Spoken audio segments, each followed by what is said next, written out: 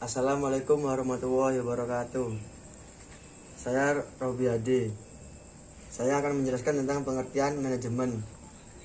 1. Mary Parker Follett menyatakan manajemen, yang artinya manajemen adalah seni dalam mendapatkan sesuatu melalui orang lain. Evaluasi pemikiran manajemen. Robben dan Coulter. 1. Pembangunan Candi Borobudur. 2. Pembangunan tembok Cina. 3. Pembuatan piramida Mesir. Contoh industri revolution. 1. Division of labor. 2. Job separation. 3.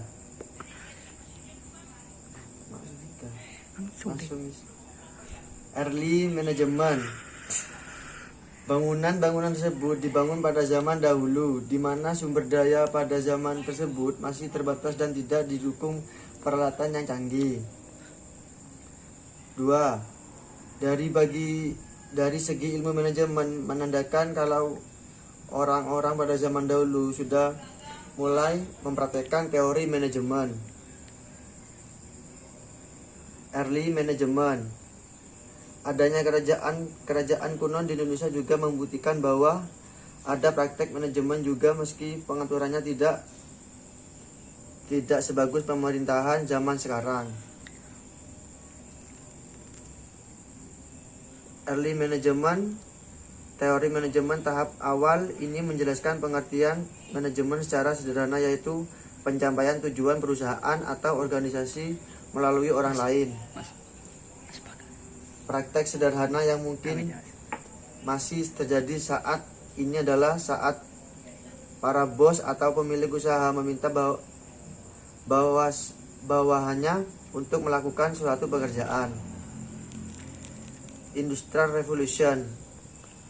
Tahap manajemen berikutnya terjadi saat revolusi industri, di mana Adam Smith mengeluarkan teori division of labor dan job separation.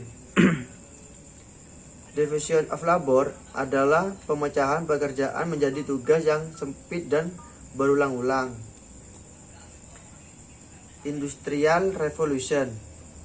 Dengan adanya division of labor, maka pekerjaan akan melakukan pekerjaan yang sudah ditentukan, pada tidak perlu melakukan pekerjaan-pekerjaan baru yang membutuhkan proses pelajaran atau pelatihan ulang. Industrial Revolution. Adanya perubahan manajemen ini membuatnya munculnya teori, yaitu job specialization, di mana setiap pekerjaan diharuskan memiliki keahlian khusus dalam satu pekerjaan.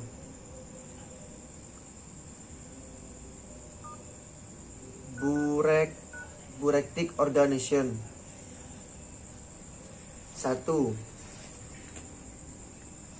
Bureaucratic Organization. 1. Division of labor, artinya ada pembagian pekerjaan dalam divisi, departemen yang di dalamnya mengerjakan satu tugas khusus. 2. Formal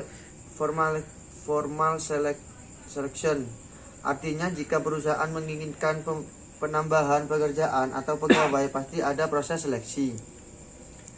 3. Formal rules and regulation, artinya perusahaan sudah memiliki aturan-aturan tertulis pada standar operasional prosedur.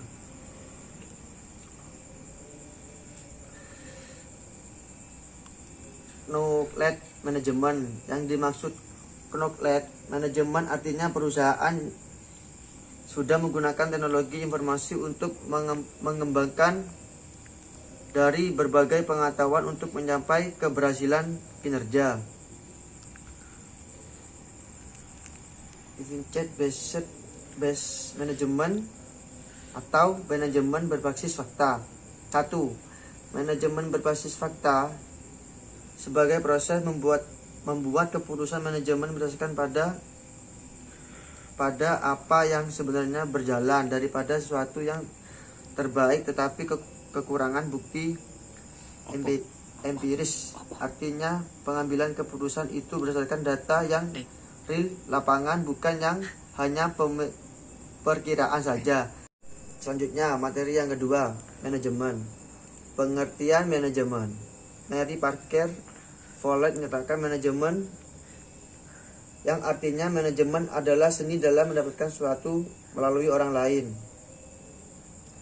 Manajemen adalah proses planning, organizing, leading, dan controlling penggunaan sumber daya untuk menyelesaikan tujuan. Apa yang dimaksud dengan efektif dan efisien? Efektif adalah mengerjakan sesuatu yang benar. Efisien adalah mengerjakan sesuatu dengan cara yang benar. Contoh, jika oknum pemerintahan banyak yang korupsi, maka menjadikan KPK adalah sesuatu yang benar. Fungsi manajemen. Menurut Hermon 2010, fungsi manajemen adalah 4, yaitu planning, organizing, dan leading, controlling. Tipe manajemen manager secara vertikal. Top level manager, middle level manager, first level manager. First level manager adalah merupakan manajer yang berada di tingkat bawah yang bertanggung jawab secara langsung, dan lain-lain. Contoh struktur keterampilan manajerial. Menurut Wibowo, human skill kemampuan untuk bekerja secara individu maupun secara tim, termasuk kemampuan untuk memotivasi pemimpinan dan lain-lain. Keterampilan manajerial. Contoh, merancang strategis, penjualan strategis, dan promosi, dan lain-lain. Contoh, Menteri Nadiem Makarim membuat model MBKM Merdeka Belajar Kampus Merdeka. Keterampilan manajerial. Contoh, Rektor UM Jember meminta seluruh fakultas di UM Jember untuk melakukan perkuliahan secara online. Dan keterampilan manajerial. Contoh, Kepala Pusat Data dan Informasi Jember merupakan ahli dalam teknik informasi. Beliau bertugas untuk memperbaiki dan mengawasi alur informasi. Faktor-faktor penting yang perlu dihadapi oleh seorang manajer. 1. Konsumen. 2. Sosial media. 3. Inovasi. Sekian dari saya. Assalamualaikum warahmatullahi wabarakatuh.